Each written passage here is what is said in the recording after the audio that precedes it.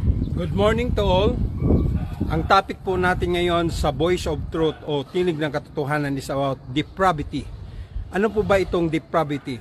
Book of Romans, dinescribe ito na sabi nga ng Romans, nahahayag mula sa langit ang puot ng Diyos laban sa kalapastangan ng mga taong sumisiil sa katotohanan.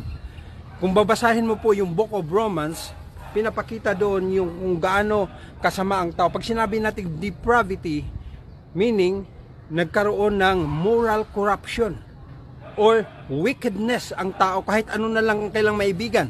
Kaya sa chapter 1:18 to 22, babasahin mo yan hanggang 30, makikita mo yung ang tao gusto lang nilang ma-enjoy yung kanilang sarili na wala ng mga boundaries, wala na yung mga tinatawag na pamantayan ng buhay.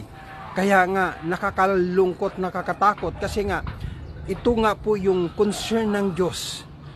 Dahil sa ating pagiging kasamaan, ibinigay niya ang kanyang bugtong na anak upang makita natin yung ating wickedness, yung ating moral corruption sa mundong ito. Kaya ang word na depravity ay pinapakita dito kung gaano tayo kasama as a human. And we need Christ in our life in order for us to be a moral person and we have a holy life